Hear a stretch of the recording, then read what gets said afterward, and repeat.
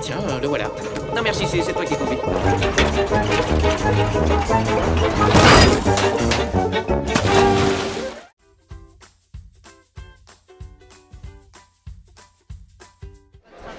J'accorde une grande importance au regard des enfants. Pour moi, il est essentiel.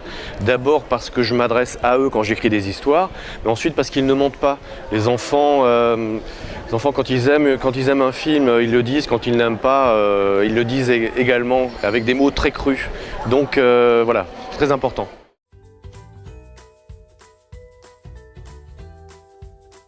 Je travaille avec les réalisateurs, je les aide souvent à écrire leurs histoires, à les structurer, mais dans le respect de leur univers. Vraiment, je suis à leur service. C'est uniquement pour leur donner un coup de main. En tant que co-scénariste, je pense que c'est ça le job d'un co-scénariste.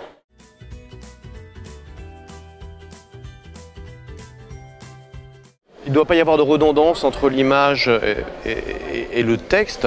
Dans la bande dessinée, le texte est surtout un dialogue. Il y a un petit peu parfois de cases de situation, de textes de situation, mais c'est un dialogue.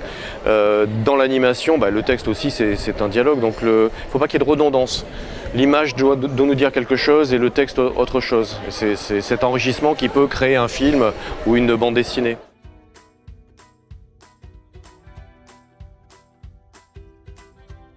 Scénariste, on est un peu le cochon, on est un peu celui qui doit être sage et qui dit ouais d'accord mais il faut quand même que l'histoire elle aille dans cette direction, avec cette durée, avec cette intention, et souvent les réalisateurs sont beaucoup plus fous, ils sont plus ah ben tiens on va faire ça, mais non c'est pas possible, mais si on va faire ça, mais non, et voilà. Donc le scénariste ne lâche pas prise et le réalisateur lui il lâche prise, ou l'illustrateur, l'auteur, le peintre lâche prise. Nous on est des cochons.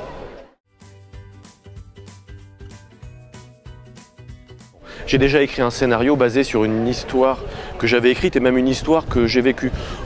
Voilà, moi je trouve ça très intéressant d'être scénariste ou co-scénariste ou d'aider les autres. Travailler sur son propre univers, c'est aussi intéressant, mais j'ai pas beaucoup d'ego, donc moi ça me va à la place du strapontin, ça me va tout à fait.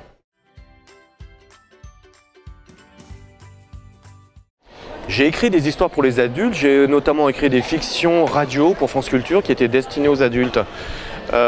Voilà. Mais j'éprouve beaucoup plus de plaisir à écrire pour les enfants. Parce que les enfants ne mentent pas, parce que je pense qu'on peut changer le monde en racontant des histoires aux enfants. En tout cas, on peut changer un petit peu, peut-être planter des graines qui deviendront des histoires plus tard, ou des graines de vérité, alors que les adultes ils sont déjà finis. Les adultes c'est un peu des fruits, on va pas dire pourris, mais bien mûrs. Quand j'étais enfant, on ne me racontait pas d'histoire. Donc les rares histoires que j'ai entendues ont été portées soit par une sœur, soit par un oncle, et elles sont du coup très très importantes parce qu'elles étaient rares. Et l'histoire dont je me souviens le mieux, le plus, ce qui m'a le plus marqué, c'est Alice au pays des merveilles. On pourrait plus mal tomber.